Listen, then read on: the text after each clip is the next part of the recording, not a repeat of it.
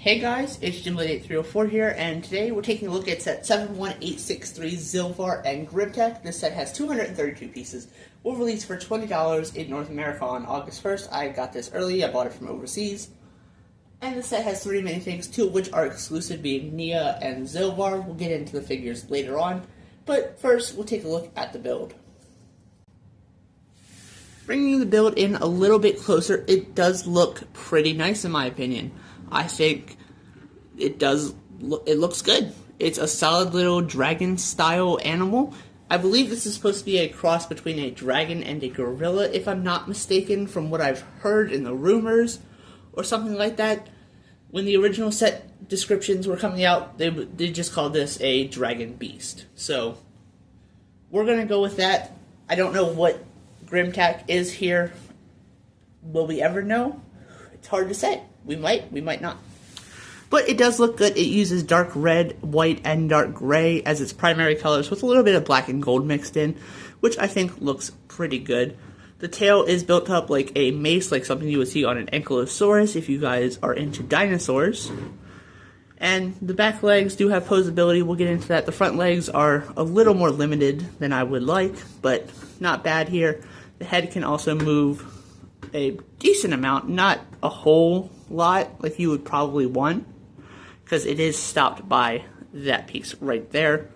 It does have a couple nice stickers. You saw the one for the flag. There is one on each of the front legs, and then one for the tongue here, which is pretty nice.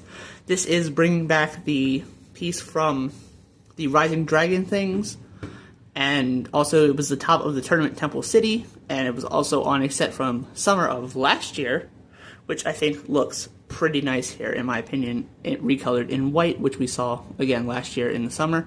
It does have these 2 large horns, which make it look like an elephant of some variety, like tusks or something. And then it also has 2 more claw pieces down here at the bottom. For the arms, posability is forward and back, up and down, you know. You can't turn it at the elbow because of that piece here that I strongly dislike, and I will mention every single time I see it because it is probably the worst piece that LEGO makes, in my opinion. And you can move the fingers in and out. You can't really hold anything with them. I guess you could maybe hold a minifig if you really tried, but they're not really meant. They're mainly there for like stability and to hold the dragon up. The back legs are also very limited. You can raise the leg up and down, and then you can move the ball joint on the foot around. Nothing super crazy there, but better than nothing, I guess. And then the tail can move up and down like that, and it has 2 points of articulation, which is nice, but, you know, you would hope for a little bit more for a $20 playset that is definitely made for kids. Dragon Form Kai is back for the Summer 2026 wave, and he is not exclusive to this set. As I mentioned, he is returning. He also appears in Jay's Transforming Car, a set I've also taken a look at on the channel if you're interested. But the figure does look really good. I do really like these Dragon Form Ninja. I think they look really nice. The wing pieces are nice reuses of the Dragonians. The new tail mold is fantastic. I do wish it had maybe a little posability, but that's definitely asking for too much from LEGO, and I'm well aware of that. The figure does look good. Let's take some of this extra stuff off so we get a better look at the torso print. Now that all that extra stuff is removed, we get a better look at Kai's face print, which is the one that has that visor version on the back as his alternate face. I don't personally use that to display my minifigs, but if you guys prefer that version, go for it. I don't think there's anything wrong with it. It's just not my preferred way to display minifigs. Anyway, turning them around to the back, we get a better look at that visor and some more of that gold detailing, which I think looks very nice. It does have that nice dragon scales design on the back. And again, something very similar on the front. These designs among the ninja suits are very similar, but each varies slightly from ninja to ninja, and I think that's perfectly fine. I think these figures do look really good. Nia is exclusive to this set by way of inclusion. Her figure includes the armor, which you can't get with this figure in any other set. As one figure, at least, you can get the armor from other figures and put it on Nia if you so choose, but the way Nia is in the set makes her exclusive. It's a whole complicated thing. I'll go into it probably in a video separately someday. But the Nia minifig does look good. She uses the dark azure color, which I think is fantastic. One of LEGO's best colors, in my opinion. She uses her hair and headband mold from the island that was introduced about 5 years ago at this point. Turning her figure around to the back, we get a look at some of that torso printing, but not all of it, and her front torso print looks pretty good as well. Nia's face print has been widely reused for her character at this point, and there's nothing wrong with that. It's a fitting set of expressions for the characters, and I think that works just fine here. Better look at her back torso print. It does look really nice with the dragon scales and such.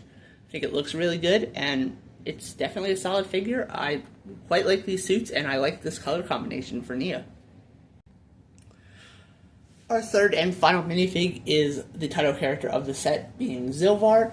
Figure looks pretty good. It reuses Roz's head mold in white here, which I think looks nice. The printing up top is very good in dark red. It brings back the Master of the Mountain style armor for his armor piece, and he has a built-up mace.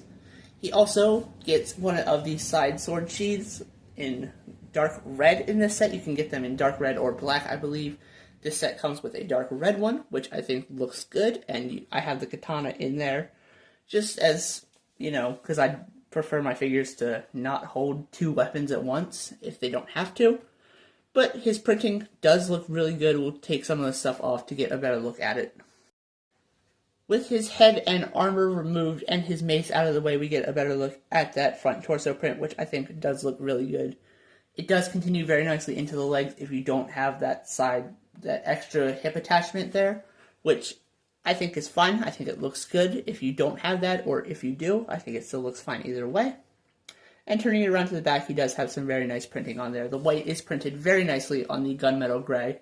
So LEGO is working on improving that. It looks like at least my version that I got looks good. So, for $20, is this a bad set? No, not at all. I think the build does leave a little to be desired, but overall this set does look really good in my opinion. And I think it's definitely worth the $20. The Zilvar minifig is nice to get, and he will be very sought after for collectors, and maybe if he has a big role in the show by kids as well. The Dragon Form Kai is nice to get in a $20 set compared to a $55 set. And the Nia minifig is a nice throw-in as well. Good to have Kai and Nia in a set, which has been occurring quite often this year. But overall, I think the set is definitely really solid. If you like it, let me know in the comment section down below. Thank you guys for watching. I hope you enjoyed. And with that, I'll see you guys in the next video. This is Ghibli8304, signing off. Bye.